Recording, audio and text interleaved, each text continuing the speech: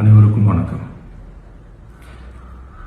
என் லைஃப்பில் இந்த மாதிரி ஒரு பெயின்ஃபுல்லான ஒரு சுச்சுவேஷனை நான் ஃபேஸ் பண்ணதே கிடையாது. மனசு முழுக்க வலி வலி மட்டும்தான். இந்த சுற்றுப்பயணத்தில் என்னென்ன மக்கள் பார்க்க வராங்க, அதுக்கு ஒரே ஒரு காரணம் தான் அவங்க என் மேலே வச்சிருக்கிற அன்பும் பாசம். அந்த அன்புக்கும் பாசத்துக்கும் நான் எப்பவும் கடமைப்பட்டிருக்கிறேன். அதனால தான் இந்த சுற்றுப்பயணத்தில் மற்ற எல்லா விஷயங்களையும் தாண்டி மக்களுடைய சேஃப்டி, அதில் எந்த காம்ப்ரமைஸும் பண்ணிடக்கூடாதுன்றதுக்காக தான் அது என் மனசில் ரொம்ப ஆழமாக இருக்கும் அந்த எண்ணம்.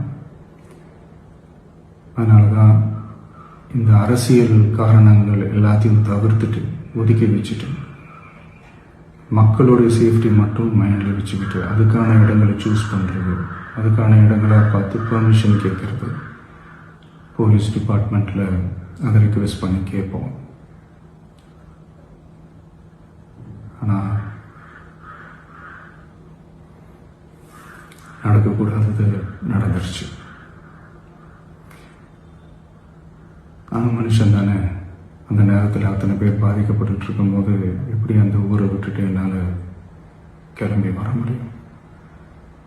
நான் திரும்ப அங்கே போகணும்னு இருந்துச்சுன்னா அதை ஒரு காரணம் காட்டி அங்கே வேறு சில பதட்டமான சுச்சுவேஷன்ஸ், வேறு சில அசம்பாவிதங்கள் அந்த மாதிரி எதுவும் நடந்துடக்கூடாதுன்றதுக்காக தான் நான் அவாய்ட் பண்ணேன்.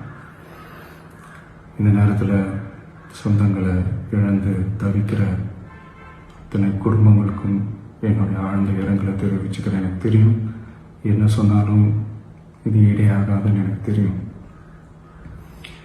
ஹாஸ்பிட்டலில் ட்ரீட் பண்ணிகிட்ருக்கிற எல்லாருமே சீக்கிரமாக க்யூர் ஆகி வரணுன்றதை இந்த நேரத்தில் நான் வேண்டிக்கிறேன். கூடிய சீக்கிரமே உங்கள் எல்லாரையும் நான் சந்திக்கிறேன். இந்த நேரத்தில் எங்களுடைய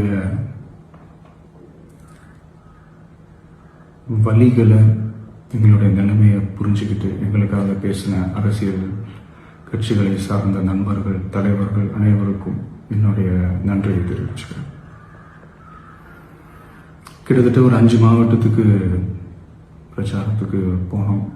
இந்த மாதிரி எதுவுமே நடக்கல. ஆனால் கரூரில் மட்டும் ஏன் எப்படி நடக்குது, எப்படி நடக்குது? மக்களுக்கு எல்லா உண்மையும் தெரியும். மக்கள் எல்லாத்தையும் பார்த்துக்கிட்டு இருக்கிறாங்க. கரூரை சேர்ந்த அந்த மக்கள் அந்த உண்மையெல்லாம் வெளியில் சொல்லும்போது எனக்கு கடவுளே நேரில் வந்து இறங்கி அந்த உண்மைகள்லாம் சொல்கிற மாதிரி எனக்கு தோணுச்சு. சீக்கிரமே எல்லா உண்மைகளும் வெளியில் வரும்.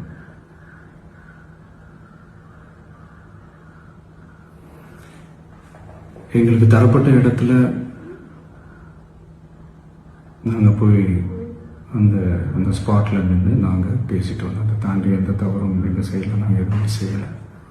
பட் இருந்தாலும் எங்கள் கட்சியை சேர்ந்த நிர்வாகிகள், தோழர்கள் மேலே எஃப்ஐஆர், அது மட்டும் இல்லை சோஷியல் மீடியாவை சேர்ந்த நண்பர்கள், தோழர்கள் அவங்க மேலே எஃப்ஐஆர்லாம் போட்டு இப்போ பிடிச்சிக்கிட்டு இருக்கிறாங்க.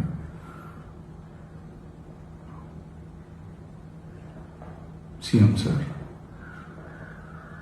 உங்களுக்கு ஏதாவது இந்த பழி வாங்கணும் அப்படின்ற எண்ணம் ஏதாவது இருந்துச்சுன்னா என்ன வேணாலும் பண்ணுங்க. அவங்க மேலே கை வைக்காதீங்க. நான் ஒன்று வீட்டில் இருப்பேன், இல்லை நான் ஆஃபீஸில் இருப்பேன்.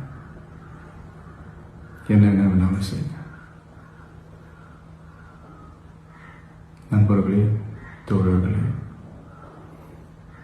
நம்மளுடைய அரசியல் பயணம் இன்னும் ஸ்ட்ராங்கராக, இன்னும் தைரியத்தோட கண்டினியூ ஆகும்.